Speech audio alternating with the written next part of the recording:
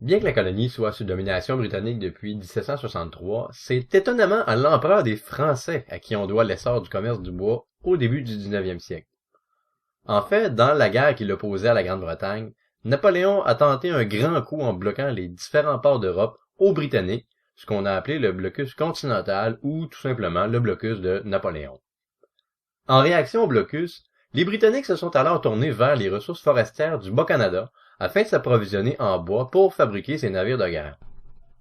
Après la fin du blocus continental, la Grande-Bretagne va continuer d'acheter le bois bas-canadien à des tarifs préférentiels, ce qui va définitivement lancer cette industrie chez nous. On sait que la fourrure est alors en déclin, alors on peut dire que le bois va remplacer les pelleteries comme principal produit d'exportation.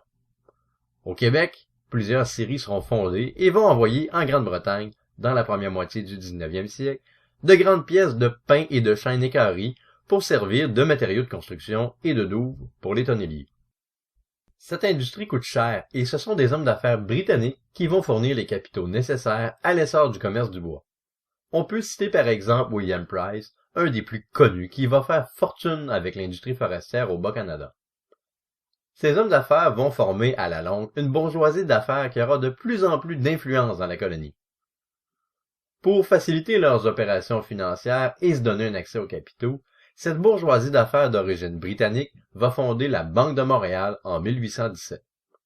Cette banque va favoriser les emprunts et faire fructifier les capitaux, mais aussi émettre sa propre monnaie, ce qui va simplifier grandement les transactions puisque différentes monnaies étaient en circulation dans la colonie, comme la fameuse piastre espagnole. Les Canadiens français, quant à eux, vont fournir la main-d'œuvre nombreuse et à bon marché, le fameux cheap labor, dont le commerce du bois a besoin pour fonctionner. Plusieurs immigrants irlandais vont faire la même chose, ce qui va susciter parfois de vives tensions entre les deux groupes pour obtenir les emplois à faible salaire. Une agence va même naître de ces tensions, celle de Joe Montferrand. Par ailleurs, avec l'industrie forestière, on va voir un nouveau mode de vie naître dans le monde rural, le mode de vie agroforestier. Comme son nom l'indique, ce sont d'abord des cultivateurs qui vont quitter leur ferme à la fin de l'automne, une fois leur récolte terminée, pour aller occuper des emplois reliés au monde forestier comme bûcheron ou houssière. C'est ce nouveau mode de vie qui va inspirer la célèbre légende de la chasse-galerie, puisque les travailleurs forestiers doivent passer de longs mois loin de chez eux, dans les chantiers. Pour transporter le bois, on le fait flotter sur les différentes rivières. C'est ainsi que plusieurs téméraires, souvent les plus jeunes, vont prolonger leur saison de travail jusqu'au printemps en se faisant engager comme draveurs. Parmi les régions du Québec qui vont exploiter le bois, on peut parler de la Mauricie, du Saguenay et de l'Outaouais par exemple.